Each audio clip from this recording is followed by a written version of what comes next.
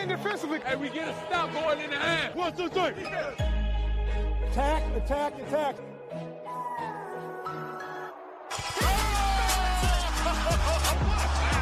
And a chase down block.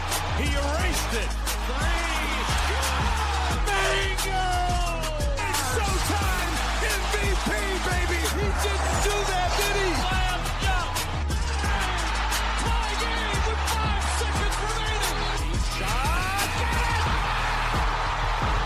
What a perfect ending to a historic day! Salut à tous et bienvenue dans l'épisode numéro 134 du podcast Dunk Hebdo. C'est Pierre qui vous parle et cette semaine c'est à moi d'assurer l'intérim du boss, Monsieur Benjamin Ringuet, qui a eu une semaine off et qui la mérite amplement.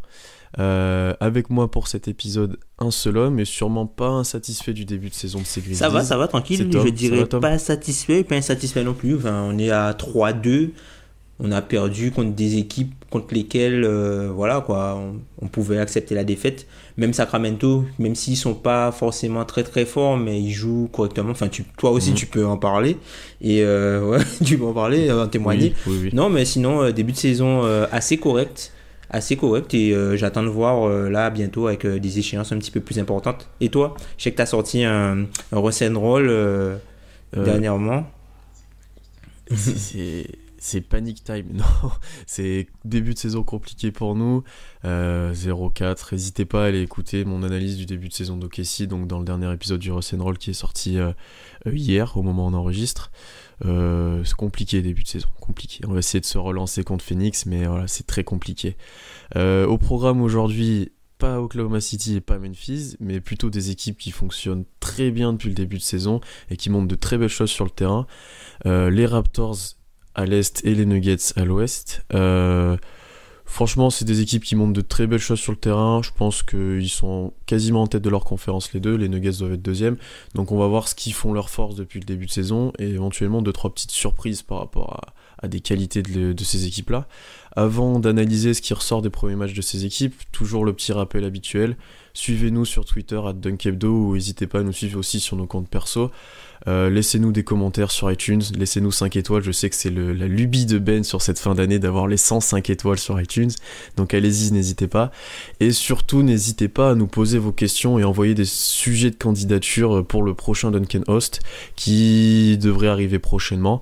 Donc l'échéance avant le tirage au sort se rapproche, donc c'est les derniers moments pour tenter votre chance, donc venez parler avec nous du sujet que vous voulez, de vos équipes ou d'autres choses.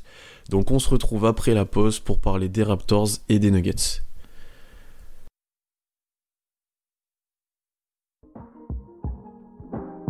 Vous écoutez le podcast Dunk Hebdo. Retrouvez-nous sur toutes les plateformes d'écoute comme SoundCloud, iTunes ou Podcast Addict, ainsi que sur les réseaux sociaux comme Facebook ou Twitter.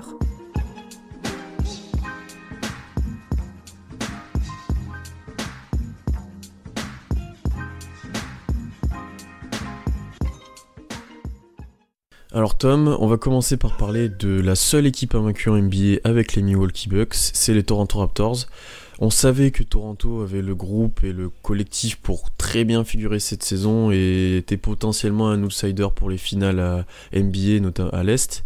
Après plusieurs interrogations soulevées par rapport à leur début de saison, notamment avec l'arrivée de Kawhi Leonard, avec l'arrivée d'un nouveau coach. Question simple Tom, qu'as-tu pensé du début de saison de Toronto et qu'est-ce que tu en as retiré ? Franchement, moi je suis assez agréablement surpris. Il y avait le premier point d'interrogation qui était Kawhi Leonard par rapport à sa santé, comment il allait s'intégrer dans le groupe. Il y avait un tweet de Chris Herring pendant l'été qui avait dit que Kawhi Leonard n'avait pas en tête d'aller forcément jouer à Toronto. Donc on avait tous un peu la crainte vu comment ça se terminait à San Antonio, qu'il aurait peut-être pas forcément joué et aussi qu'il aurait pas été bon. Donc ça a été intéressant de voir en fait Kawhi évoluer dans ce système-là et aussi Danny Green qui est arrivé dans le trade. Et aujourd'hui, les Raptors sont vraiment très très forts et ils s'affirment vraiment comme la puissance et entre guillemets la meilleure équipe de l'Est avec les Bucks. Et aussi avec Nick Nurse qui un coach rookie qui a repris pas mal de choses de Dwayne Casey et qui a implémenté quelques petites touches quoi. Ouais, je suis complètement d'accord avec toi. C'est une équipe vraiment impressionnante depuis le début de saison. Déjà impressionnante par leur pourcentage au tir, et notamment de Kyle Lowry, Kawhi Leonard et de Danny Green. L'équipe en général est deuxième au true shooting percentage, juste derrière les Warriors. Donc déjà, quand tu es sur ces bases-là, tu pars très bien, surtout dans un début de saison. 4e au net rating et 4e rating offensif. Donc pour l'instant, c'est peut-être pas encore la défense ultime comme on pouvait l'espérer avec Danny Green, Kawhi Leonard. Enfin, le potentiel défensif était pas encore complet, mais offensivement, moi, c'est là où je suis pour l'instant surpris et où il y a des joueurs incandescents, quoi. On a retrouvé Kawhi en bonne forme. Petit à petit, il revient à son niveau qui était celui des Spurs, et je sens même qu'il peut peut-être encore plus s'épanouir qu'aux Spurs dans ce jeu-là, parce qu'il aura un peu plus de liberté et ses pourcentages au tir sont très hauts. Et puis après, il y a pour moi l'homme de ce début de saison Raptors, c'est Kyle Lowry, qui est incandescent, et qui a un offensive rating de 143. Ouais, ça c'est n'importe quoi. En fait, Kyle Lowry, c'est un joueur qui a toujours été clivant en fait entre les pro analytics entre guillemets et les autres personnes qui sont pas totalement focus sur les analytics, puisqu'en fait, à la manière de Nikola Jokic, quand tu vas checker les statistiques avancées de Kyle Lowry sur les 4 dernières saisons, c'est un top 10 NBA en fait. C'est un top 10 NBA, et enfin il y a pas mal de personnes en fait qui pensent que par exemple DeMar DeRozan, puisque c'était lui le leader au scoring, c'était entre guillemets le MVP de l'équipe, mais le joueur le plus valuable entre guillemets et le plus important depuis 4 ans à Toronto, c'est Kyle Lowry, et de très très loin, notamment dans les stats avancées. Alors oui, il est moins flashy, puisque si tu devrais prendre le comparatif de Kyle Lowry, ce serait quoi, un joueur comme Al Horford? Il n'est pas forcément très flashy, mais il est très fort dans tout ce qui est intéressant, notamment sur sa capacité à gérer le jeu, sa capacité à évoluer à côté d'un autre joueur qui est dominant le ballon en main. Là, avec Kawhi Leonard, on a vu le cas avec DeMar DeRozan, et là, avec Kawhi Leonard, il arrive à gérer, il fait ses passes. Il y avait souvent le deuxième 5 de Toronto ces dernières années où Kyle Lowry intégrait, enfin c'était le banc avec Kyle Lowry en plus Lowry, ouais. Voilà, ça marchait excessivement bien, et là on se rend compte que Kyle Lowry, là t'as l'impression qu'il est vraiment à la plénitude, quoi. Donc c'est vraiment super pour Toronto, à voir si ça va continuer comme ça. Et de toute façon, Kyle Lowry, on l'attend uniquement en playoff, c'est ça son juge de paix, puisqu'il a la fâcheuse habitude de décevoir entre guillemets en playoff, et ça s'explique pour moi par rapport au fait qu'il prend des shoots très très difficiles en playoff. Enfin, il a une sélection de shoots qui est vraiment très analytics, avec énormément de 3 points contestés, énormément de 3 points après dribble, et en playoff c'est beaucoup plus difficile pour lui puisque les défenses sont resserrées et il affronte souvent des joueurs d'un autre calibre, donc c'est plus difficile pour lui de maintenir un tel niveau d'efficacité sur des shoots aussi difficiles une fois en playoff. Je suis complètement d'accord avec ce que tu as dit, et là, comme tu as dit, où je trouve vraiment intéressant, c'est aux côtés de Kawhi en fait, encore plus qu'à côté de DeMar DeRozan, parce que Kyle Lowry, c'est peut-être l'un des meneurs en NBA maintenant qui peut le plus jouer sans ballon et qui a peut-être le moins besoin du ballon. Il est à moins de 20% d'usage. Pour un meneur de ce calibre-là, c'est assez conséquent, et il a plus de 10 passes décisives par match. Quand tu vois à côté de ça son pourcentage à 3 points, que ce soit en sortie de dribble ou en sortie d'écran, où il peut maintenant bombarder de très loin, il devient vraiment intéressant dans aussi ce qui est mis en place par Nurse et qui commençait d'être mis en place par Kazé l'année dernière. Donc un jeu beaucoup plus espacé, beaucoup plus en mouvement, qui l'année dernière était marqué par l'augmentation des tirs à 3 points de DeMar DeRozan par exemple. Là, avec Danny Green à côté, avec Kawhi, et avec un jeu souvent plus small ball, donc avec moins de Valanciunas, il se fait complètement plaisir. Et à voir, voilà, comme tu l'as dit, si en playoff tous ces tirs qui prend souvent en déséquilibre en sortie d'écran, ils seront un peu plus contestés, à voir s'il peut trouver des solutions à ce niveau-là et s'il gardera son adresse. Bon, il sera pas à 53% à 3 points toute la saison, je pense. Ça c'est sûr. Mais c'est ça, après, Kyle Lowry, quand tu regardes, c'est, tu vois, le phénomène de gravité qu'apporte par exemple un joueur comme Stephen Curry. En fait, je trouve que Kyle Lowry, ce serait plutôt l'équivalent un peu de Damian Lillard dans ce type de gravité-là. C'est-à-dire que c'est un joueur qui, certes, et qui va pas avoir la même efficacité, par exemple, que Stephen Curry sur des shoots aussi difficiles, mais c'est un joueur qui, tu vois, par exemple, sur une sélection de shoots comme Damian Lillard, il aura peut-être 80% de la réussite de Lillard. Ouais, j'aime bien cette comparaison-là. Il aura moins le ballon que Lillard, certes, mais dans sa capacité de tirer, dans ce qu'il peut amener, oui, je suis assez d'accord avec toi. Pour revenir un petit peu sur ce spacing et cette nouvelle façon de jouer un petit peu de Toronto, il y a un homme qui a aussi apporté beaucoup, et c'est l'autre arrivée de l'été avec Kawhi, c'est Danny Green. Moi je le vois là sous le maillot de Toronto, j'ai l'impression de revoir un bon Danny Green comme on avait au début des Spurs, et pas comme ces dernières années où il était fatigué, où il devait beaucoup compenser défensivement parfois les autres joueurs.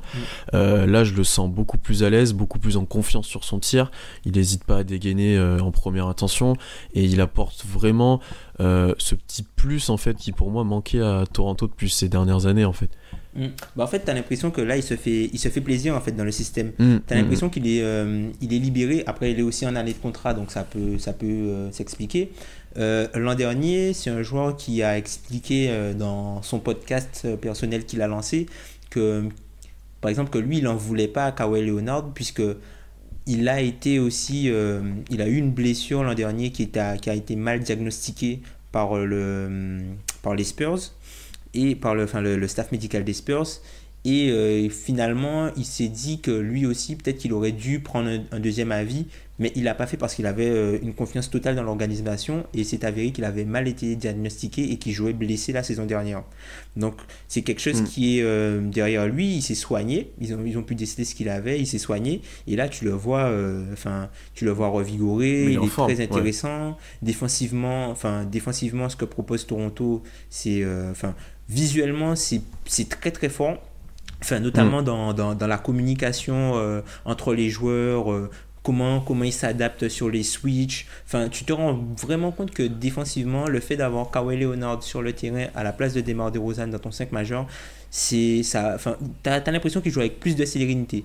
Parfois ça leur porte préjudice, puisque je trouve qu'ils sont parfois ils sont trop agressifs, et du coup ils commettent des fautes bêtes et ils arrivent vite dans la pénalité. Mais après c'est une équipe qui domine très vite son adversaire, et qui arrive rapidement dans du garbage time, quoi. Ouais, complètement. Et pour revenir défensivement, je suis d'accord avec toi, avec le groupe qu'ils ont, faire de la défense en switch avec Green, Kawhi, éventuellement Anunoby, Ibaka, Siakam, c'est parfait en fait, parce que ces joueurs-là peuvent mettre une intensité folle en défense. C'est ce qui coûte, comme tu l'as dit, des fois des fautes bêtes et de l'excès d'intensité même, on va dire. Mais en playoff, ça pourra potentiellement faire très mal à ce niveau-là, là où pour l'instant en saison régulière, ils n'ont pas eu énormément besoin pour l'instant de se donner à fond en défense. À voir au prochain match contre Milwaukee, de ce qu'on en a parlé en off, qui sera un match super intéressant à l'Est, pour le choc de l'Est depuis le début de saison. Et comme tu l'as dit, dès le début des matchs en fait, ils font l'écart, ça devient après très vite, le banc permet de dérouler et ça devient du garbage time assez rapidement. Et quand tu vois les ratings de leurs 2-5 majeurs, donc avec les 3 joueurs qu'on a parlé, Kawhi, Laurie, Green, Siakam, et soit Valanciunas soit Ibaka. Donc avec Ibaka c'est 21.2 net rating, et avec Valanciunas c'est 33.8. C'est monstrueux. Et les 4 joueurs là, des 4 principaux qui sont tout le temps là, c'est 26.8 de net rating, et c'est ceux qui jouent le plus souvent. Ils atomisent l'adversaire en fait. Totalement.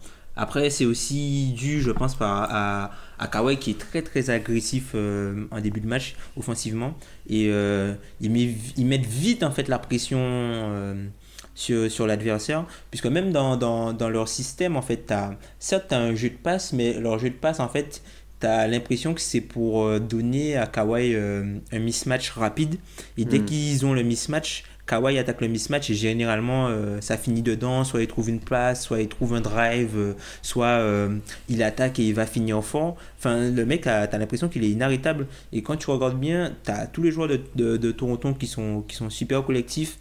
Même Siakam qui lui aussi qui commence à évoluer un petit peu plus balle en main, mais quand tu regardes bien là, le patron c'est clairement, mais très très clairement, c'est Kawhi, quoi. C'est voilà, quoi. La plupart de ses shoots sont pris après 3 dribbles. Il prend 51% de ses shoots entre 3 et 7 dribbles et plus. Donc en gros, c'est pas un joueur qui joue énormément sur du catch and shoot. c'est qu'il a le décalage, il attaque de décalage et en fait c'est lui qui va arriver à faire la différence entre guillemets pour les autres. Ouais. Et du coup des joueurs comme Kyle Lowry arrivent à bénéficier de sa gravité et de ces espaces-là, et même avec des gars comme Danny Green qui le connaissent très bien, ils arrivent à se placer dans les corners pour quand Kawhi ressort le ballon, ça fait ficelle quoi. Ils sont vraiment impressionnants Toronto. Après, tu vois, dans comment Kawhi est utilisé au sein de cette attaque, c'est encore pour moi perfectible. Dans le sens où, comme tu l'as dit, il fait beaucoup de tirs après dribble. Et on voit souvent des situations de fin de possession où il fait des 1 contre 1. Donc il est très efficace là-dessus. Mais c'est pas un tir que tu souhaites être pris normalement quand tu analyses un peu le jeu. Et j'aimerais le voir un peu plus servi en mouvement, un peu plus servi avec un décalage préalable, avec un écran ou sur pick and roll. Et éventuellement, du coup, comme tu l'as dit, jouer un peu plus dans de la création, où pour l'instant il est très fort dans la finition, il arrive à décaler les joueurs aussi à côté de lui, mais j'aimerais qu'il passe encore ce cap là dans la création et qu'il complète la création apportée par Kyle Lowry, notamment s'il joue avec le banc, même si Van Vliet est capable de créer. J'aimerais que Kawhi soit capable d'amener ce supplément de création en fait. Après le truc c'est que Kawhi il a jamais été un grand passeur et en fait j'ai l'impression qu'il a un peu de mal sur la lecture des double teams, enfin des prises à deux. Il a un peu de mal sur la lecture des prises à deux où ça arrive de temps en temps qu'il se fait attraper quoi, il se fait surprendre et du coup il arrive pas quand il y a la prise à deux qui arrive sur lui, il arrive pas tout de suite à la manière par exemple d'un LeBron James ou même d'un James Harden qui fait ça très bien. Quand la prise à deux arrive, ils savent déjà où est le joueur libre. Lui il a un peu de mal avec ça et souvent ce qui lui arrive c'est qu'il se fait surprendre, il saute, il essaie de trouver le partenaire le plus proche et pas forcément le partenaire qui est démarqué. Donc là c'est peut-être un axe de progression aussi dans son jeu. Mais Kawhi j'ai l'impression qu'il monte quand même en pression, puisque sur les premiers matchs j'avais l'impression qu'il était un petit peu entre guillemets rouillé, puisque il fait quelques marchés, tu vois les marchés à la Kawhi Leonard quoi, il saute, il change de pied, machin. Il cherchait un petit peu. Ouais, il cherche un petit peu et puis là t'as l'impression qu'il est un petit peu il est plus lui-même. Au fur et à mesure on retrouve le Kawhi qu'on avait quitté. Alors il est pas encore au niveau du Kawhi des playoffs 2016. Qui t'attend marqué. Ouais, qui m'attend marqué, mais tu vois, il est il est top 2, top 3 à l'Est. Ouais, facile. Non, je suis d'accord avec toi là-dessus, et ouais, c'est clairement l'axe de progression de son jeu. Il y a souvent des situations où Kawhi drive et l'aide vient et il a plus de solution de tir, il saute, et pour l'instant il arrive à compenser ce saut en trouvant des tirs extérieurs, notamment sur Green, en faisant des passes un peu plus hautes, mais on voit très peu rechercher ses intérieurs, donc c'est aussi forcément aidé parce que ça joue small ball, mais il donne très peu de ballons pour des finitions près du cercle alors qu'il a fixé clairement quasiment toute la défense, et c'est souvent tourné vers l'extérieur et vers des tirs, et c'est ce qui lui manque dans ce côté création en fait. Après tu vois, là on a encensé le backcourt de Toronto avec Kawhi aussi. Est-ce que leur faiblesse au final c'est pas plutôt leurs grands, tout simplement? Parce que certes tu joues small ball avec Ibaka ou Siakam, des fois tu fais jouer Valanciunas qui en sortie de banc est précieux, mais contre des équipes qui auront un Joel Embiid, qui auront voire un Giannis Antetokounmpo qui est plus long, voire tu vois des équipes comme ça, comment tu vas pouvoir défendre cet impact physique que mettront un joueur surdominant physiquement en fait? Ça je pense que c'est là où le rôle de Valanciunas va être important. Il faudra aussi que Serge Ibaka soit un peu moins fuyant et soit un petit peu plus dans la dureté, parce qu'après effectivement ça devient vite petit en fait dans leur équipe, puisque quand tu regardes les backups sur les postes d'ailier entre guillemets, ce sera quoi? Ce sera du Kawhi Leonard, du OG Anunoby. Voilà, ce sera Norman Powell un petit peu, mais Norman Powell, tu vois, c'est un 2, il a l'envergure pour jouer 3, mais même lui, il est pas. Et après, t'as CJ Miles. Voilà, c'est ça. Et après, t'as CJ Miles, donc c'est un petit peu moins lourd. Donc, c'est quelque chose qui sera à surveiller. Je crois qu'ils ont encore une place. Après, ils ont aussi Greg Monroe qui est au placard, qui joue pas. Greg Monroe qui joue pas énormément, donc ça peut être une solution quand ils devront affronter des joueurs très très costauds physiquement pour avoir une rotation, puisque c'est pas forcément idéal par exemple quand tu vas te retrouver contre des pivots dominants un peu comme à la Joel Embiid et très physiques. C'est pas idéal de faire jouer des petits, puisque les petits vont prendre des fautes et c'est pas ce que tu veux, quoi. Alors oui, ils peuvent jouer à 11, quoi. Ils ont 11 joueurs qui peuvent contribuer, mais c'est pas idéal, quoi. C'est pas idéal. Bah après, c'est peut-être là que Nurse va devoir parfaitement gérer son groupe, et pour l'instant il le fait plutôt bien, ou dans le sens il essaie de garder Valanciunas concerné, notamment en le rentrant des fois dans le 5 quand le match-up le demande, entre guillemets. Par exemple, c'était le cas contre Dallas la dernière fois où il a starté Valanciunas parce qu'il y avait DeAndre Jordan en face. C'est ça. Et Valanciunas, c'était pas trop mal. Voilà, après ça restera toujours Valanciunas, mais il a fait un bon taf. Et je pense qu'il faut qu'il arrive à laisser concerner des joueurs comme ça. Et comme tu l'as dit, Greg Monroe, pour moi, pouvait être une recrue intéressante pour eux. Et pour l'instant, on l'a peu vu. Et vu le profil qu'il a, il pourrait largement bénéficier de l'espace donné par les autres joueurs et de l'attention captée par les autres joueurs à côté de lui, en fait. Greg Monroe dans la raquette sur un contre 1 ou sur une descente après un pic avec beaucoup d'espace autour de lui, j'aimerais bien le voir à Toronto. C'est ça. Après, c'est une équipe qui est son deuxième 5, son 5 full bench là, il tourne pas encore, puisque t'as Van Vliet qui a quelques soucis de blessure. Là, il avait une blessure, je crois, à la cheville. T'as Delon Wright qui a une blessure aux ischio, donc qui joue pas pour l'instant. Pour l'instant, t'as Norman Powell qui profite de ces minutes là, mais rien ne dit que lui, quand ces joueurs-là seront en forme, qu'il va rester dans la rotation. Et t'as OG Anunoby qui est là, qui est présent, mais que je trouve un petit peu décevant, en fait, par rapport à... Enfin, c'est pas un joueur qui est reparti cette saison sur la fin des playoffs contre LeBron, par exemple. Donc, après, ce qui lui, il paye peut-être un peu l'arrivée de Kawhi et Danny Green aussi, où l'année dernière, vrai. Il avait personne devant lui. C'est vrai, aussi. Donc, c'est à voir, mais... Toronto, ils sont vraiment très impressionnants à l'Est.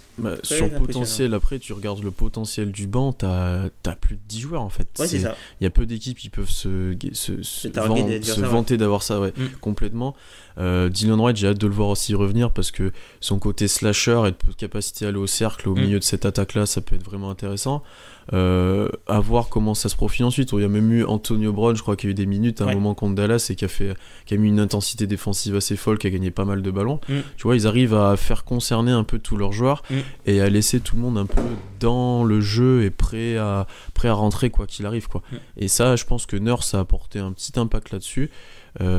Après, comme tu l'as dit, de toute façon, maintenant Toronto, qui finissent premier, deuxième ou troisième à l'Est, c'est les playoffs. Voilà, c'est ça. C'est finale de conf, hein. C'est là qu'on les attend.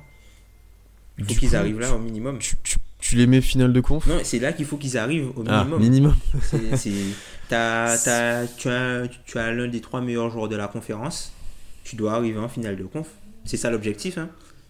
Surtout qu'il est loin d'être esselé, que depuis plusieurs années tu flirtes avec cette position-là et là que tu t'es potentiellement renforcé, je pense qu'on peut le dire. Je pense que l'équipe de Toronto est potentiellement plus forte que celle de l'année dernière. T'as Kawhi. T'as remplacé Kawhi par DeMar DeRozan. Début de saison, tu pouvais te poser la question de comment Kawhi allait réagir, comment il allait jouer, est-ce qu'il allait jouer déjà ? Ouais, c'est ça. Parce que, donc, tu vois, je pense que oui, ils sont renforcés pour l'instant. Ça peut aussi, avec une petite blessure ou un truc qui se passe mal, ça peut vite descendre aussi. C'est vrai.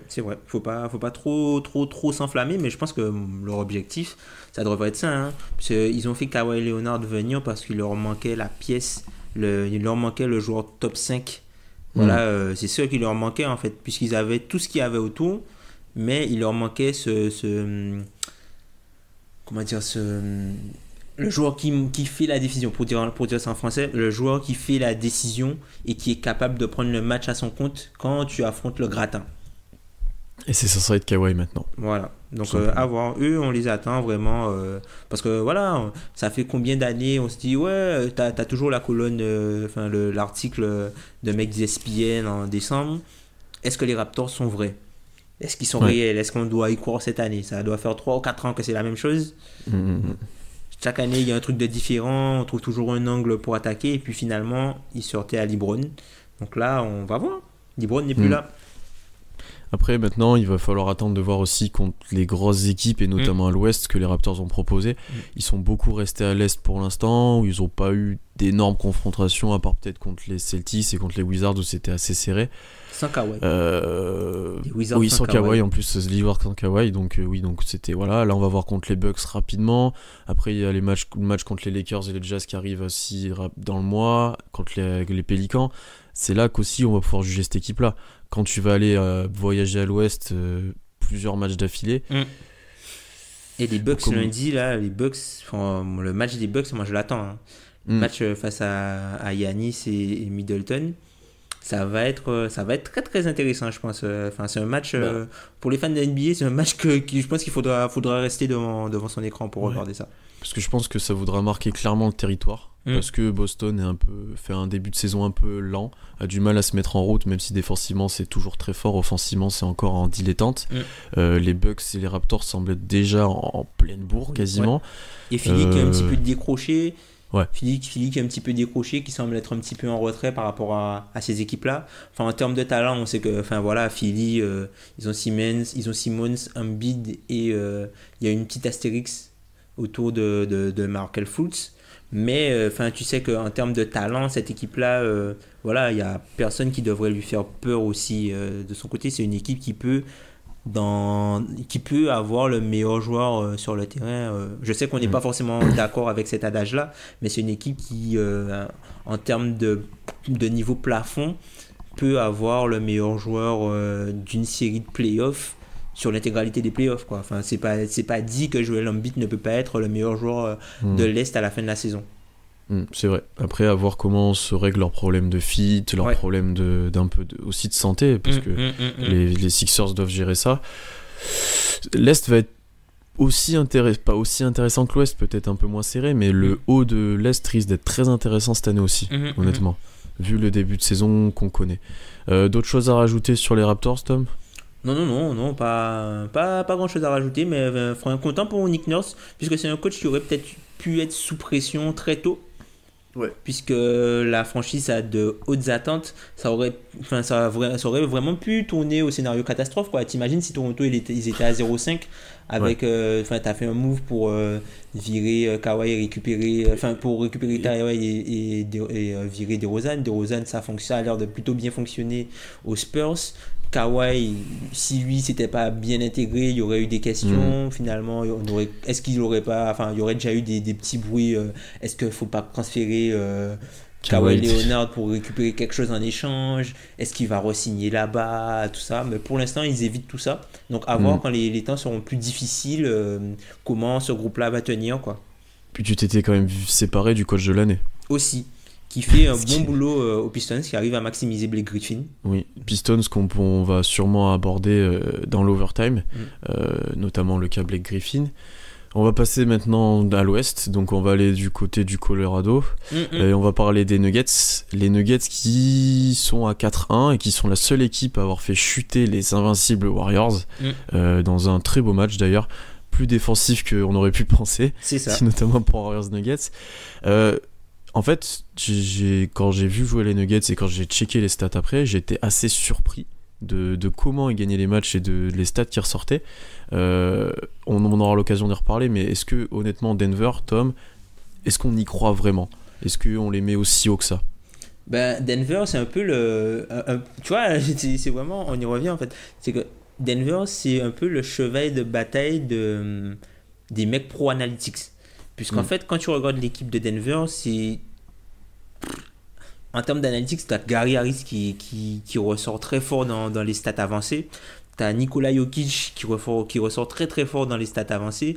Pour rappel, par exemple, Nikola Jokic, pour rappel, c'est un joueur qui a toujours été numéro 1 des postes de pivot au real plus-minus depuis sa saison rookie. C'est-à-dire que depuis qu'il est dans la ligue, il n'y a aucune saison où un pivot, a eu un meilleur real plus-minus, qui est une stat de Engelman, en fait, qui reprend en gros l'impact offensif et l'impact défensif et les regroupe pour avoir juste une composante qui englobe les deux parties du terrain. Donc, il n'y a aucun intérieur qui avait un real plus-minus plus élevé que celui de Nikola Jokic. Et tu as aussi, du coup, un joueur qui est au début de saison un petit peu plus en difficulté, notamment avec son shoot, Jamal Murray, qui est très aussi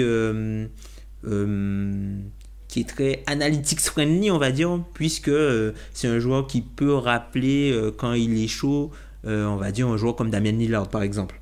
Donc vraiment, t'as vraiment Denver, c'est vraiment l'équipe analytics. En plus avec l'arrivée de Millsap, qui est aimé par quasiment tout le monde. Tu vois, l'an dernier, t'avais des gens qui étaient vraiment très très hauts sur Denver, dont moi, je crois que je les avais mis 4e. Oui, je crois. tu les avais mis 4e ou 5e devant les. À mon avis, tu les avais mis 4 devant les Wolves et derrière Houston, OKC et Warriors. C'est ça, puisque quelque chose comme ça. C'est une équipe qui est montée au fit. Denver, c'est une équipe qui est montée au fit, donc c'est plaisant à voir jouer. Ils ont prolongé Mike Malone en début de saison pour une histoire de cohésion. Visiblement, pour l'instant, ça leur donne raison. Et est-ce que j'y crois ? Oui, normalement, il n'y a pas de raison pour que ça continue pas comme ça, mais je pense pas que qu'ils seront successful, qu'ils auront énormément de succès en restant sur ce modèle-là. Je pense pas que c'est la défense qui va leur faire passer le cap pour aller en playoff. Je pense pas que c'est ça. C'est le point que je voulais aborder, c'est la défense. Juste avant, pour ceux qui sont moins habitués, le côté analytics, Tom, en gros, c'est du tir à 3 points, le maximum de tirs à 3 points en spot-up à haut pourcentage, notamment dans les coins, et le plus possible de tirs dans la raquette et on évite les tirs à mi-distance. La sous-log de ça. Si vous voulez découvrir l'analytics, regardez Houston, c'est le plus simple, honnêtement. Regardez Houston, notamment l'année dernière. Et ouais, comme tu as commencé de le dire, outre la ultra dépendance Jokic dont on pourra en reparler, ce qui fait gagner pour l'instant les matchs à Denver, c'est la défense. Denver était historiquement, même depuis plusieurs années, une défense très très très très moyenne, et même moyenne moins. Beaucoup de mal à défendre. Jokic était particulièrement ciblé sur les pick and roll, que ce soit par les joueurs adverses, par les équipes adverses ou même par les analystes NBA. Ils ont changé cette défense en pick and roll. Jokic défend plus de la même façon. Il faut aussi, je sais pas si on va expliquer tout le pick and roll, mais en gros Jokic, au mieux de le dropper loin dans la raquette, ils le font sortir un petit peu plus sur les joueurs. Ils le font coulisser le long de l'écran, et ce qui permet aux joueurs qui défendent sur le porteur de balle de revenir sur le ball handler, et Jokic reprend son joueur ensuite avec l'aide d'un tagger. Ça a changé, ça fonctionne. Il faut aussi donner du mérite à Jokic, que je trouve beaucoup plus efficace sur ses déplacements latéraux. Tu vois, même quand des fois il y a eu des switches forcés, je pense à une des dernières actions contre les Warriors où il se retrouve face à Stephen Curry et il défend plutôt correctement. Il faut lui donner un peu de crédit à ça, parce que sur ses déplacements et sur son envie, il a progressé. Mais c'est assez surprenant que Denver soit actuellement 3e au defensive rating.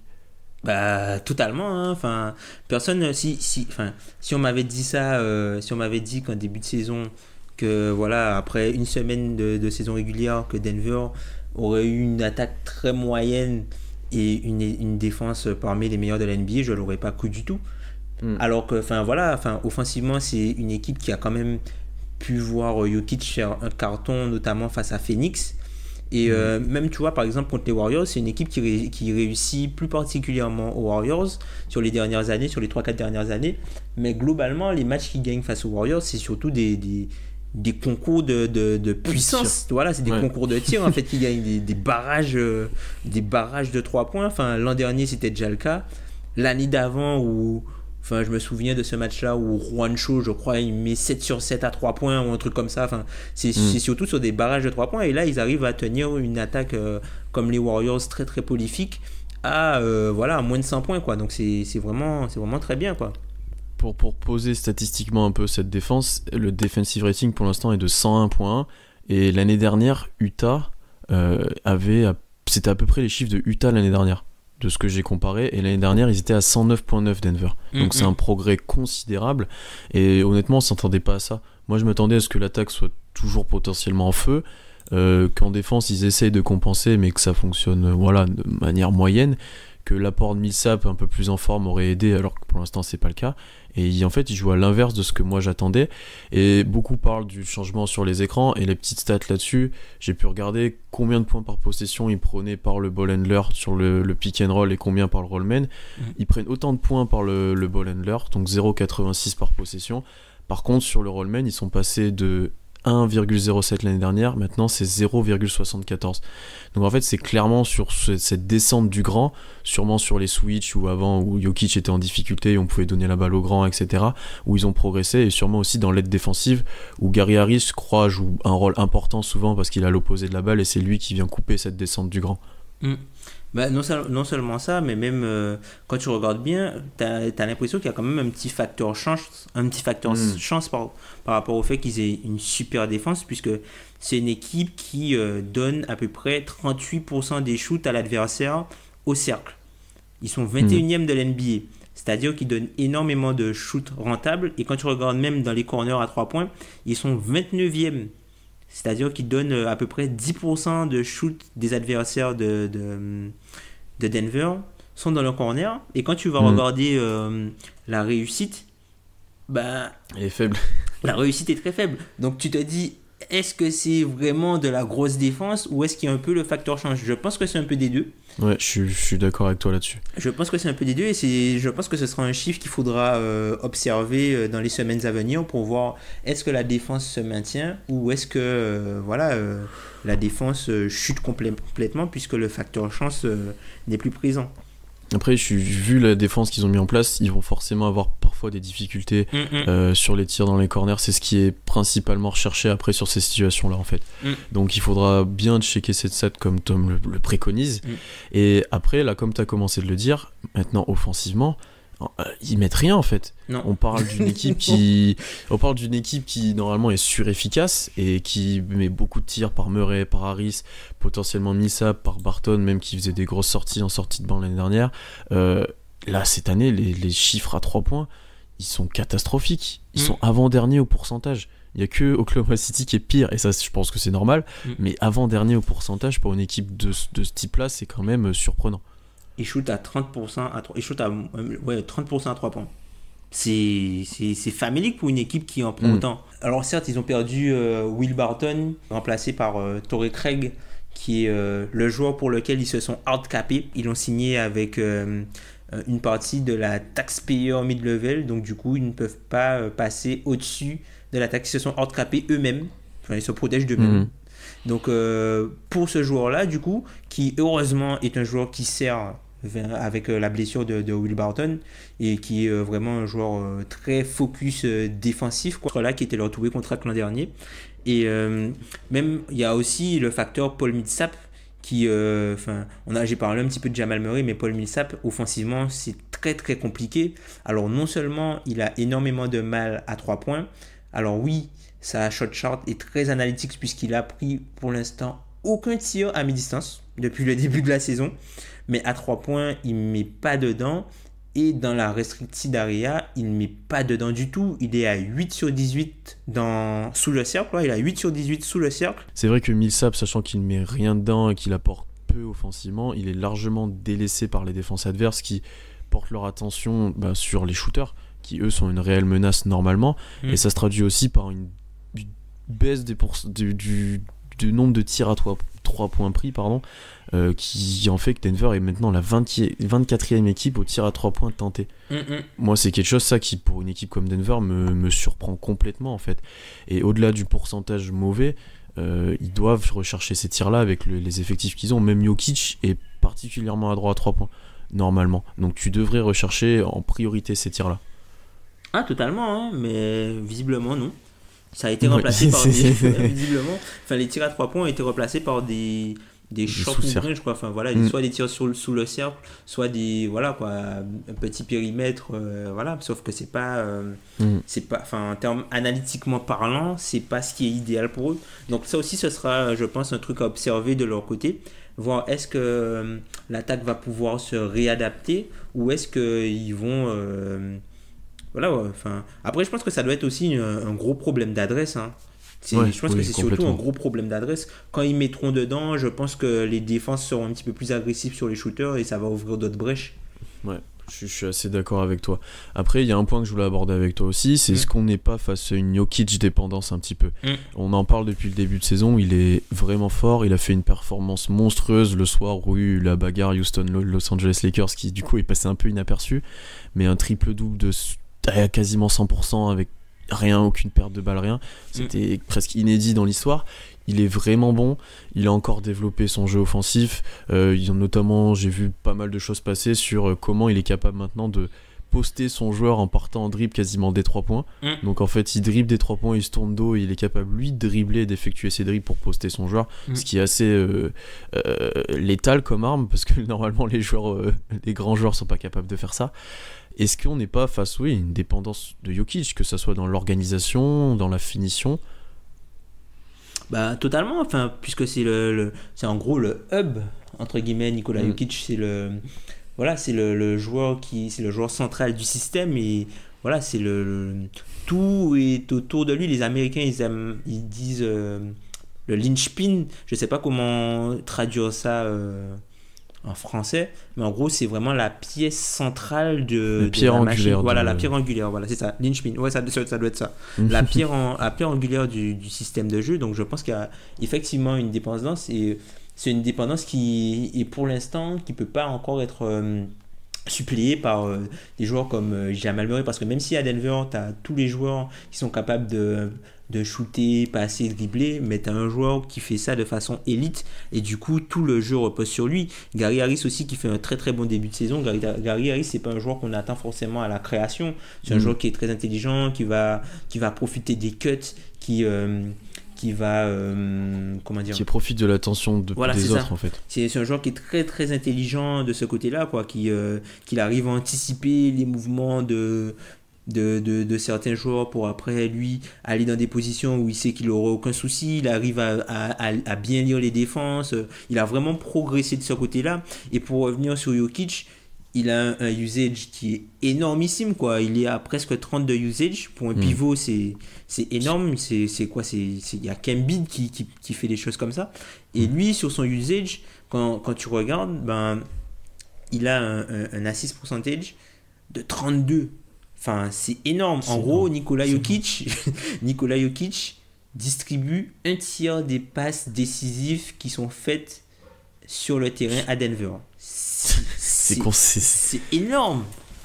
Bah, tu vois, on avait le point forward, on a le point center maintenant. Ouais, tu vois, c'est assez fou à ce niveau-là.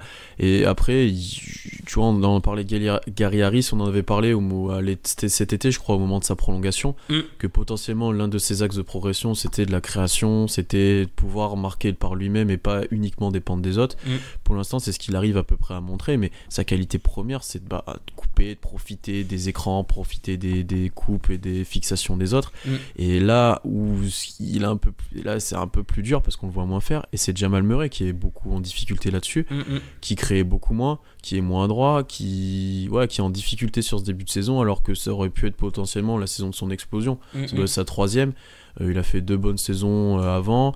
Tu vois qu'il y a le potentiel est là, tu vois que l'adresse est là. Là, physiquement, il devrait commencer de s'adapter de plus en plus à la NBA. Il devrait exploser là, et c'est le joueur qui me déçoit le plus dans cette équipe-là pour l'instant. Mais justement, est-ce que c'est pas leur marge du coup?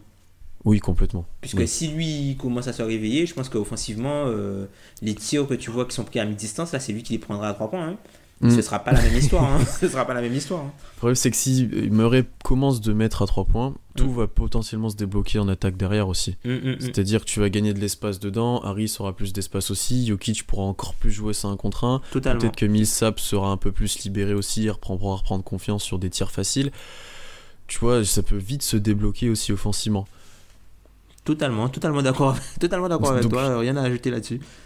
Après, voilà, moi je pense que offensivement, je pense que ça va se débloquer. Je vois pas Denver rester à ce niveau-là offensivement tout le long de la saison, et je pense que ça va se tasser par contre défensivement. Et il y a un homme qui peut les aider dans cette voie-là, c'est Isaiah Thomas, qui devrait revenir à un moment donné dans cette équipe-là. Et là, par contre, pour défendre sur le pick and roll et pour même défendre, ça t'aide pas trop. À voir comment ils vont s'adapter à son arrivée, quoi. Enfin, il n'a pas encore joué. On attend peut-être Michael Porter Jr. Alors oui, ce serait surprenant qu'il joue, mais il est dans le roster. Donc non, c'est à voir. Hein. C'est une équipe qui en a sous le pied. Ils sont bons d'une façon qu'on ne l'attendait pas, mais ils ont non sous le pied, je trouve. Donc à voir comment ils vont réussir à bien rééquilibrer le retour de l'attaque, puisque je pense pas que c'est une équipe qui va continuer à être dans la moyenne offensive. Je pense que c'est une équipe qui finira la saison dans le top 5 offensif. Donc, faut voir Ça, combien de temps la défense pourra tenir le coup. Et est-ce que l'ajout des éléments là, comme Isaiah Thomas ou même le retour par exemple de gars comme Will Barton et la sortie du coup du 5 de Torrey Craig.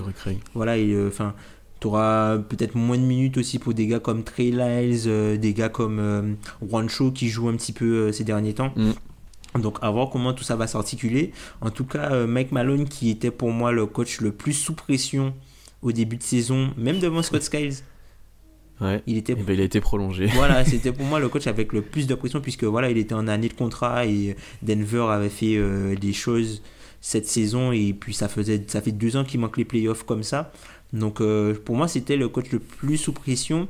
J'en profite pour saluer N5 qui est un grand fan des Nuggets qui n'en peut plus de Mike Malone. Et le pauvre, il n'en pouvait plus de Mike Malone, et ben là il en aura encore. Mais après, avant, vu le début de saison, tu vois, je pense que la principale critique c'était qu'il était incapable de mettre en place la défense parce qu'offensivement tu pouvais pas lui reprocher grand chose en soi. Ça a été fait, là offensivement ça va moins bien. Je pense qu'il faut trouver le juste milieu pour cette équipe là. Et tu vois, je me mets dans ma tête, ça me fait penser à Portland l'année dernière, qu'on attendait tous très fort offensivement et qui fait un début de saison costaud parce que défensivement ils sont forts alors qu'on les attendait pas à ce niveau là. Et je trouve, c'est pas la même équipe, c'est peut-être pas d'un même niveau de ça, mais je trouve que c'est un peu dans ce profil là, un bon début de saison défensivement et on attend que l'attaque reprenne de l'élan, tu vois, pour faire comme les années d'avant quoi. Mais de fait de gagner des matchs défensivement pour Denver, je pense que c'est une vraie nouveauté. Surtout que c'est une équipe c'est une équipe pour laquelle on reprochait souvent le début de saison qui était souvent poussif. Et quand tu faisais les comptes à la fin de l'année, tu te disais tu vois, les petites défaites par-ci par-là du mois de novembre ou du mois d'octobre, c'est elles qui étaient finalement préjudiciables. Donc là ils ont su prendre de l'avance sur des concurrents entre guillemets directs, par exemple comme les Lakers, OKC et même Houston, qui n'est pas forcément un candidat direct, mais c'est une équipe qui devrait être présente après pour les playoffs. Et j'ai oublié quelqu'un. Pour les équipes qui sont en bas. Lakers, OKC, Houston, je crois que c'est à peu près tout quand même. Parce que les Spurs entre guillemets. T'as les Timberwolves. Et voilà, les Wolves, mais les Wolves vont exploser. Donc finalement, est-ce qu'on les met vraiment si bas? Les Wolves vont exploser. Donc finalement, tu vois, ils ont pris le bon bout. Et là, faudra remonter là pour les autres équipes. Par exemple, si je prends l'exemple d'OKC, ils ont déjà presque 4 matchs d'écart. Tu vois ce que je veux dire, c'est quand même conséquent. C'est conséquent et vous êtes dans la même division en plus. Donc complètement. Portland aussi en profite. Portland, c'est une équipe dont on parle pas du tout puisqu'ils sont pas flashy. Il y a quelques trucs qui ont changé, mais il n'y a pas de trucs principaux. Ils font du Portland. La recette majeure, elle est toujours là. On n'en parle pas beaucoup, mais c'est une équipe qui prend les victoires où elle doit les prendre. Ils vont perdre quelques matchs par-ci par-là, mais quand il faut prendre la victoire, ils vont prendre quoi. C'est ça. C'est exactement ça. Donc Denver, on est plutôt optimiste quand même, vu leur début de saison et vu ce qu'ils peuvent proposer. Je pense qu'on en a fini pour ces deux équipes-là. On se retrouve tout de suite pour l'overtime et on va parler des Pistons et de New Orleans Pelicans.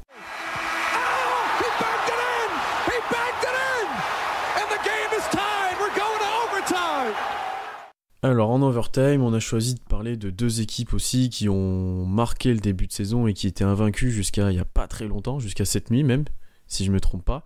D'abord, on va parler des Pélicans qui ont perdu leur premier match contre le Jazz sans Anthony Davis, mais qui réalisaient un début de saison incandescent en attaque, à l'image de Nikola Mirotic, pour qui le fait d'être devenu imberbe apparemment changeait pas mal de choses. Non, plus sérieusement, les Pélicans font un très bon début de saison et on vient de checker le calendrier avec Tom. Et par contre, ce qui les attend, ça va être un vrai test pour eux parce qu'ils ont un road trip à l'ouest où ils vont à Denver, à Golden State, à Portland, aux Spurs et à Oklahoma City. Waouh. On parle d'un gros calendrier. Ouais, un gros road trip, hein. Oula. Ouais, c'est tout ça sur l'espace d'une semaine du 30 octobre au 6 novembre, en gros. Là, ça veut dire qu'ils ont un back-to-back alors. Ils ont un back-to-back aux Warriors et à Portland. Putain, t'as le back-to-back pourri, quoi.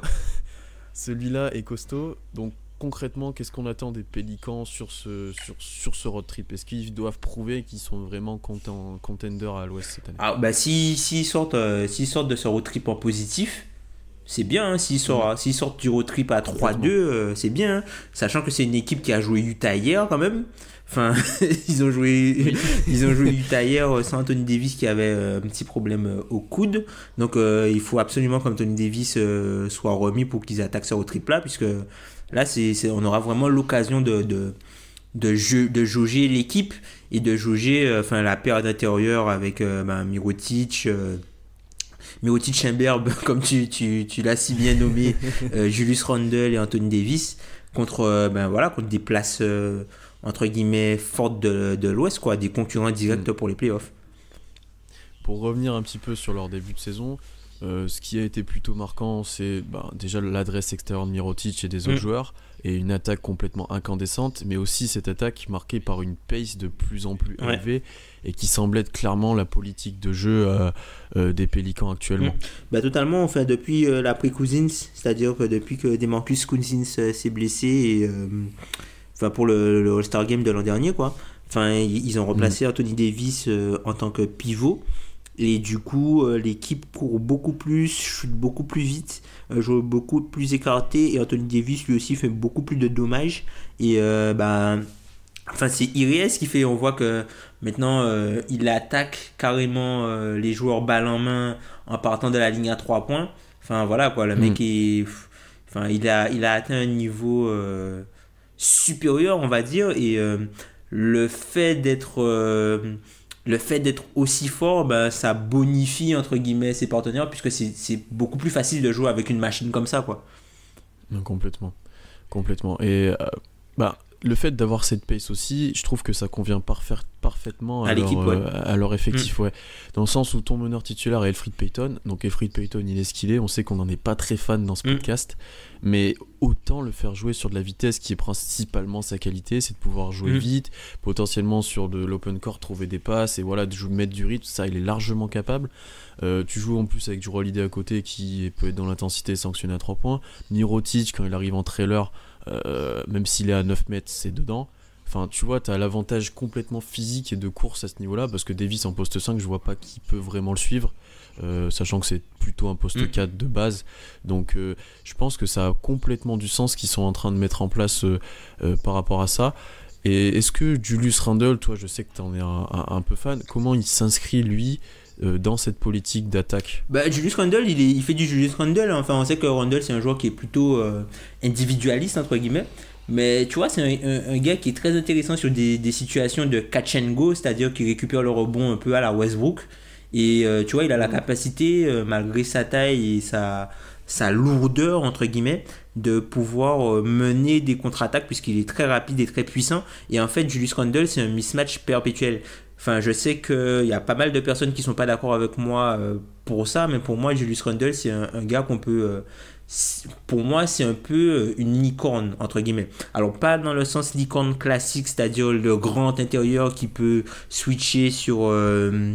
pas la licorne à la Porzingis, c'est-à-dire grand, capable de défendre le cercle, de dribbler, mais aussi d'attaquer les intervalles et de shooter à 3 points, mais plutôt dans le sens que tu peux pas mettre un joueur trop petit sur lui puisqu'il est trop puissant, et tu peux pas mettre un joueur trop lourd, enfin qui peut résister à la puissance, parce qu'il est beaucoup plus rapide.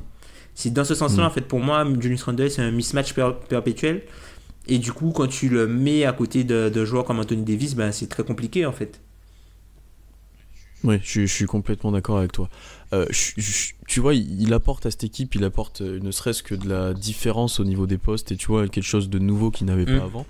Mais moi, c'est quand il est avec Davis sur le terrain que j'ai un peu plus de mal à voir les choses, parce que en fait, quand il y a Mirotic et Davis, Mirotic joue quasiment qu'à l'extérieur de toute façon, donc Davis a toute la raquette pour lui, il peut éventuellement ressortir pour attaquer plus loin, il a vraiment beaucoup d'espace. Totalement.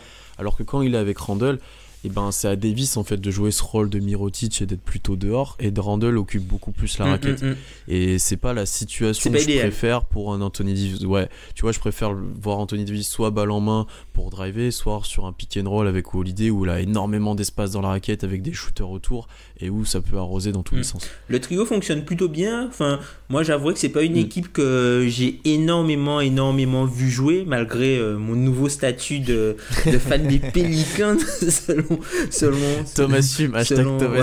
les dires de mes compatriotes du podcast. Non, c'est pas une équipe que j'ai vu énormément jouer sur des matchs totalement entiers.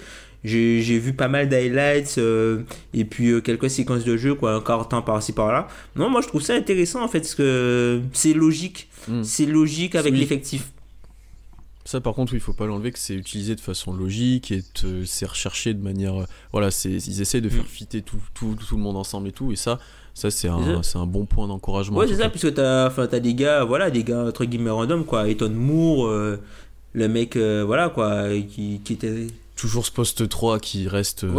poste 3, mais tu vois, il fait le taf, quoi. C'est un gars qui sort de très très loin, quoi. Enfin, de mémoire, il avait été drafté par Boston à l'époque. Il était arrivé avec Joan Johnson. Vraiment, le mec qui sort de nulle part, quoi. Et puis là, tu le vois, il joue poste 3 NBA et tu vois, il est solide, quoi. Il est solide. Et tu vois, là, j'ai hâte de les voir aussi dans leur road trip parce qu'on sait que leur faiblesse avérée quand on regarde leur effectif, c'est le poste 3. Et là, ils vont jouer les Warriors, ils vont jouer Oklahoma City avec Paul George, ils vont jouer les Spurs avec éventuellement DeMar DeRozan ou Rudy Gay qui a un peu ce profil-là aussi, mais qui est même moins talentueux. Ça sera intéressant de voir comment ils sont capables de défendre ce match-up-là. On se souvient que l'année dernière, Kevin Durant contre les Pelicans en play-off, c'était compliqué, c'était compliqué. Bah oui, c'était compliqué. Après, c'est une équipe que, hier, on a vu qu'ils ont eu un peu de mal contre Utah, ce qui est totalement logique puisque Utah fait partie aussi des très bonnes équipes de la ligue. C'est une équipe qui a eu un petit peu de mal, notamment, tu me disais, par rapport à la gestion de Rudy Gobert sur le pick and roll, puisque vu que Ricky Rubio était en feu, c'est tout de suite plus difficile en fait d'enlever l'accès au cercle à Rudy Gobert, puisque tu dois aller chasser les extérieurs. Et Rudy Gobert qui s'est amusé à trouver des points faciles, des paniers faciles près du cercle. Puis tu vois, tu sentais que sur ce pick and roll-là, Rubio Gobert particulièrement, Rubio allait où il voulait et amenait la balle où il voulait en fait. Il était beaucoup moins sous pression et le fait de ne plus avoir Anthony Davis pour défendre ce pick and roll-là, ça diminue aussi l'impact de Jrue Holiday là-dessus, ça diminue l'impact des autres joueurs et c'était largement difficile à compenser. Et quand Rudy Gobert finit un match à 25 points, c'est que il a eu des paniers très très très faciles. Ouais, c'est ça. En respectant Rudy Gobert bien sûr, mais voilà. Après, faudra voir. Espérons que du coup, Anthony Davis sera là pour le road trip. À voir si. S'il n'est pas là, ça risque d'être compliqué. C'est ça. Et à voir s'ils pourront, du coup, récupérer des minutes des joueurs de seconde zone, notamment, par exemple, Cheikh Diallo qui pourrait avoir une petite importance là si Anthony Davis n'est pas forcément totalement en santé, ou encore même Frank Jackson, qui lui aussi qui est un petit arrière dynamique qui pourrait aussi aider à la création et aider au relais des deux porteurs de balles principaux que sont Holiday et Payton. Ouais. Avant de passer sur des 3 petits pronos, Tom, est-ce que Jrue Holiday peut être All-Star ? On en a parlé en off, c'est pour ça que je demande. Il peut, mais je pense qu'il ne le sera pas parce que je pense pas qu'il y aura 2 Pelicans qui seront All-Star Game. Je pense pas. Je suis assez d'accord avec toi là-dessus. Mais vu ce qu'il propose sur le terrain, vu défensivement son impact, il n'en serait pas si loin que ça. Et je pense que peut-être à l'Est, il aurait sa place. C'est ça. Et en plus, on sait bien que parfois les votants du All-Star Game, ils récompensent les mecs qui font des stats et des fins de saison folles l'année d'avant, qui l'ont pas été. Ils te récompensent aussi sur la deuxième partie de saison de l'année dernière. Donc si tu repars plus fort, c'est vrai que c'est quelque chose que j'avais pas pensé. Donc après à voir, mais voilà, comme d'habitude, il y a de la concurrence. Certes, Kawhi est parti, mais LeBron est arrivé. Donc à voir. Après, il y a le jeu des blessures. T'as Russell Westbrook qui a quelques petits pépins physiques. T'as là James Harden qui va avoir quelques pépins physiques. Klay Thompson, il est pas idéal en fait son début de saison. Voilà quoi. Il y a peut-être un peu de place là. Devin Booker qui aurait pu être pressenti comme étant la relève, lui aussi, il enchaîne les petits pépins physiques. Donc non, il pourrait peut-être tirer son épingle du jeu. Hein. Pourquoi pas, dans la liste élargie. Dans la liste élargie, mais ça risque d'être quand même compliqué. On passe maintenant, on retourne à l'Est maintenant et on va parler de Détroit qui était aussi invaincu avant cette nuit et la défaite face à Boston et un match très très mauvais de la part de Détroit, assez surprenant d'ailleurs vu leur début de saison. Et là je vais faire une petite dédicace à Ben. En fait Ben, t'es juste 2 ans en avance trop tôt. Blake Griffin MVP c'est cette année. Ah, Blake Griffin, son début de saison, il est oufissime. Franchement... Sa ligne de stats, là il sort d'un match quand même très très moyen où il était largement en dessous de ses stats. Il reste à 28 points, 10 rebonds, 4 passes, 50% à 3 points, 55% à 3 points, 50% au tir. Mais ça fait plaisir vraiment de voir Blake Griffin comme ça, puisqu'en fait, en gros, maintenant Blake Griffin c'est un peu le joueur anti-analytique, c'est un peu le twinner entre guillemets moderne, c'est-à-dire qu'il peut jouer entre guillemets qu'une seule position, qu'il peut jouer que poste 4 en fait Blake Griffin. Puisque tu peux pas le faire jouer 5 et même jouer 4 par rapport à sa mobilité, c'est compliqué. Donc c'est le joueur qui est entre 2 postes. Il joue exclusivement 4. D'ailleurs, quand Drummond sort, il y a tout le temps Pachulia ou il y a du monde 5 à côté de lui. Et c'est vrai que dans la NBA moderne, il démord complètement en fait de ce jeu-là. Après, il a développé un tir extérieur.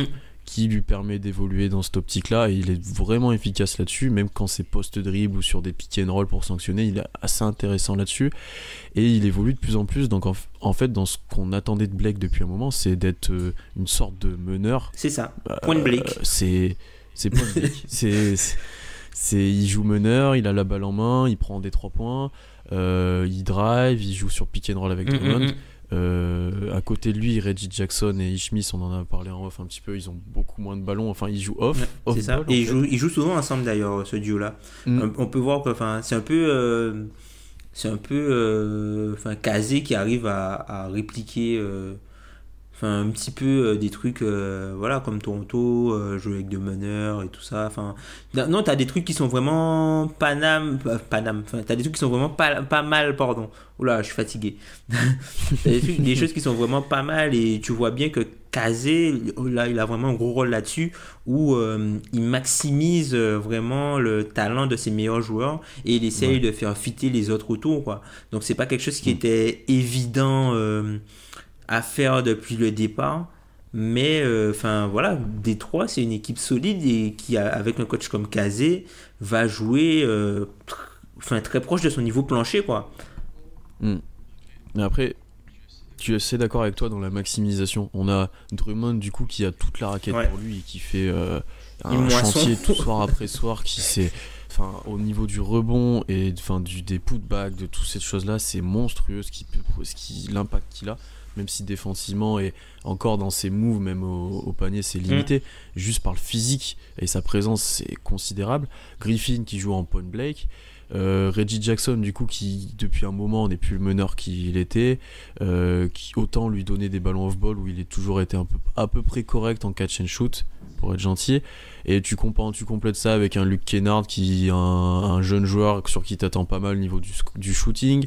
T'as Stan Johnson qui est un peu dans sa dernière année, un peu de sa dernière chance j'ai l'impression, qui doit prouver et qui lui pourquoi pas serait capable aussi d'entourer ces joueurs là. Et tu vois, il a maximisé ses joueurs principaux et autour il essaye de faire avec ce qu'il a en fait. Totalement. Et pourquoi pas en fait. Ouais, parce que c'est une équipe, Détroit c'est une équipe solide. T'as des c'est pas une équipe qui un niveau plafond super haut, mais c'est une équipe qui a un niveau plancher qui est très proche de son niveau plafond, mais ça reste quand même haut. C'est un peu comme les Hornets. C'est vraiment un peu comme les Hornets, quoi. Et non, moi j'attends de voir ça. Et puis Luke Kennard, c'est un joueur sur lequel il y a pas mal de critiques. Malheureusement, il s'est blessé, mais moi c'est un joueur que je trouve correct. C'est pas de sa faute si les Pistons l'ont choisi et Donovan Mitchell est pris juste après, quoi. C'est pas de sa faute. C'est un joueur qui est correct, c'est un joueur qui pour moi pourra avoir une bonne carrière. C'est pas un bust.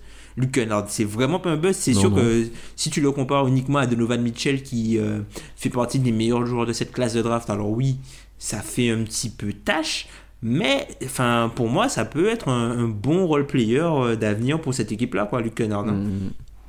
Ouais, je suis assez d'accord avec toi et je le trouve assez intéressant dans sa capacité à sanctionner par du tir. Même s'il est capable que de faire ça, pour l'instant, le fait qu'il mette dedans et qu'il ait la confiance même de Blake Griffin et des autres joueurs, je pense que ça peut être assez indispensable à cette équipe-là. Parce que plus globalement, c'est plus, c'est lui, ce sera Luke Kennard et Reggie Bullock.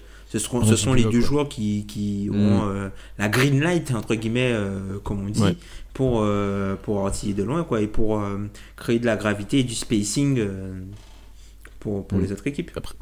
Après, de toute façon, vu le profil d'équipe qu'ils ont, il y a quand même peu d'équipes qui sont capables de défendre et Drummond et Blake Griffin en même temps, notamment avec l'émergence du small ball, etc. On va pas refaire l'histoire, mais c'est problématique de défendre contre une équipe qui démord complètement des standards de la NBA actuelle. C'est ça, hein, quand tu retombes sur des équipes un petit peu plus classiques, par exemple quand tu vas jouer Utah qui joue avec deux intérieurs, ou même quand tu vas jouer Memphis qui a certes des intérieurs qui peuvent shooter à 3 points mais qui sont quand même grands, les mecs, sont des intérieurs vraiment intérieurs, quoi. Donc non, ça change de quand tu joues contre des équipes qui jouent de plus en plus petits. Après, attention par rapport aux Pistons, le calendrier de début de saison a été assez facile, voire très facile. Et chose assez bizarre là que je constate en regardant, c'est qu'ils jouent pas contre une équipe de l'Ouest avant le 22 novembre. Donc c'est assez bizarre. Et après, ils vont partir ensuite pour un road trip à l'Ouest, mais ils ont que des équipes à l'Ouest, là où ils doivent forcément engranger des points et gagner des victoires s'ils veulent se placer en play-off. Totalement.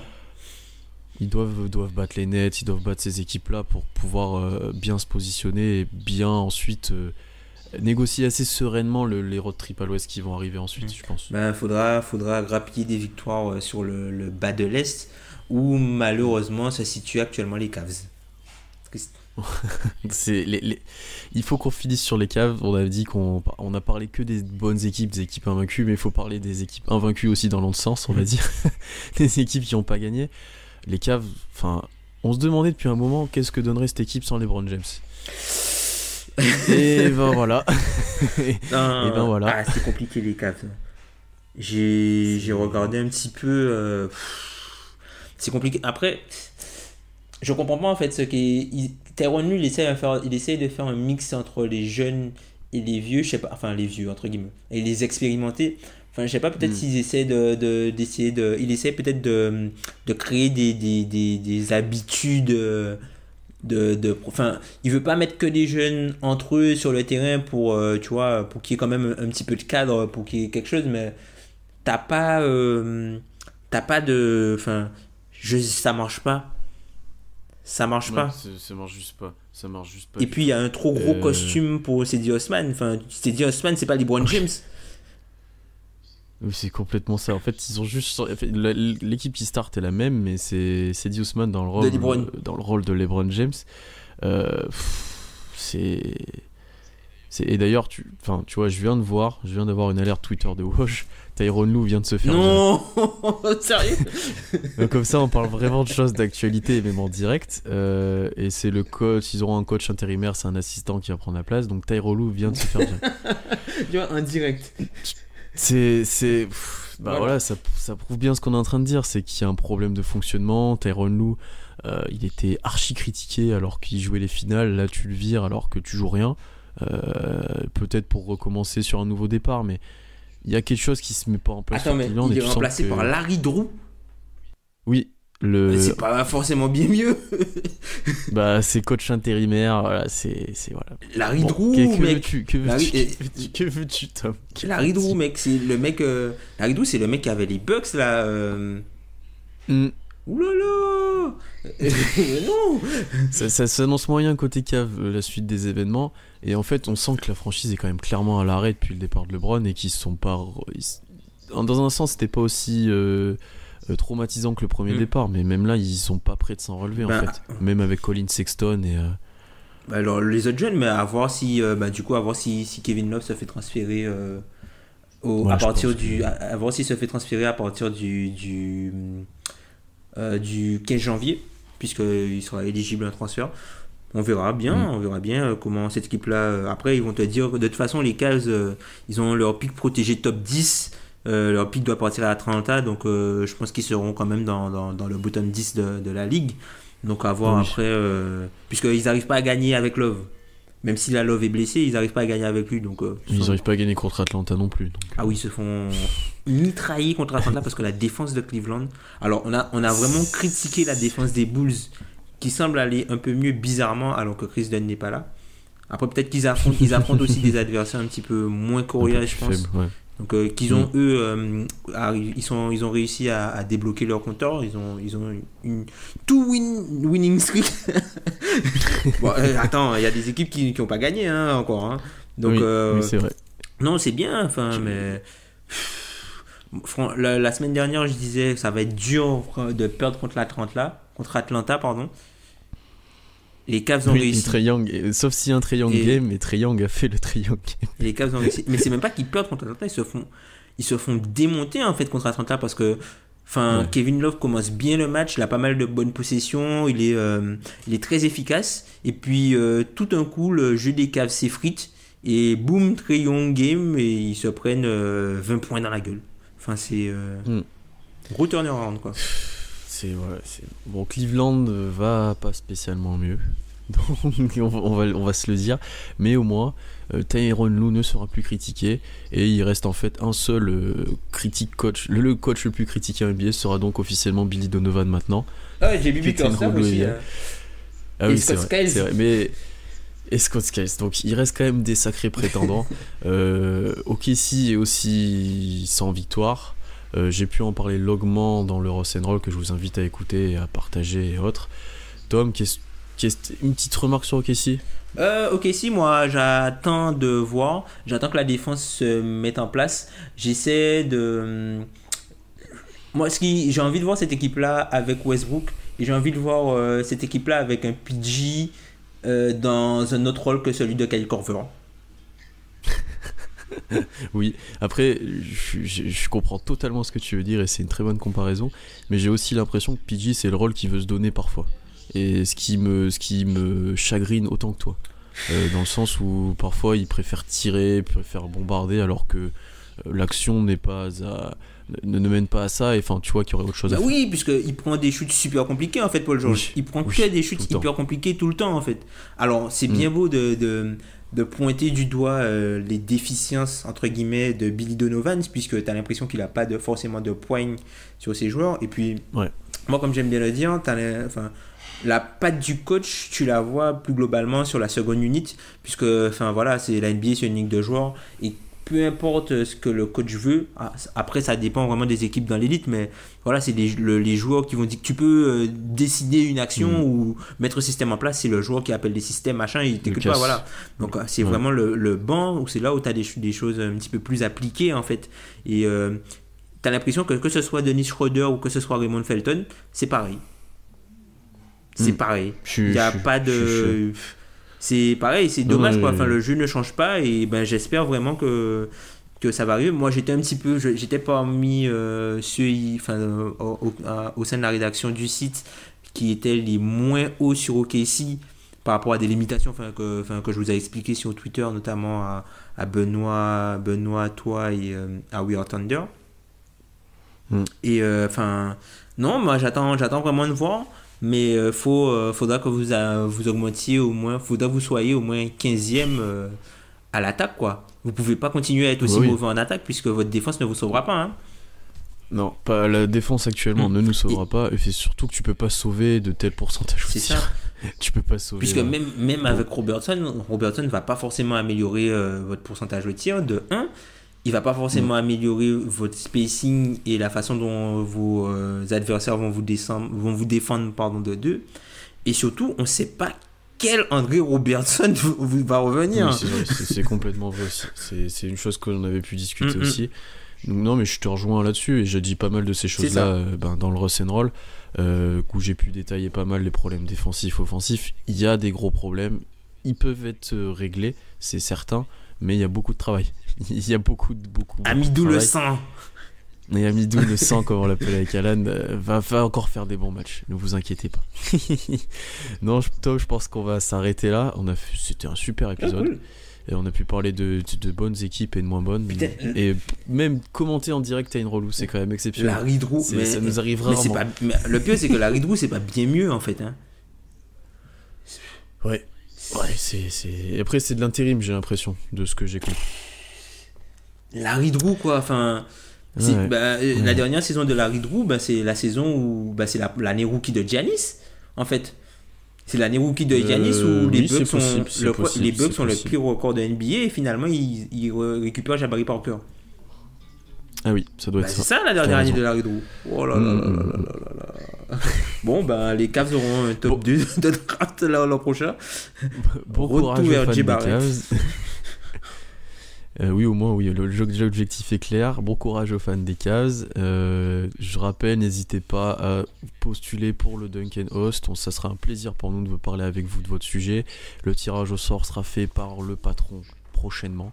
Je fais exprès de l'appeler le patron, il aime pas ça, mais il faut pas le dire. On se retrouve la semaine prochaine. Passez une bonne semaine NBA. Il y a des gros matchs qui arrivent là, on en a parlé un petit peu. Donc profitez bien. Et bonne semaine à tous. Bonne semaine NBA, à plus.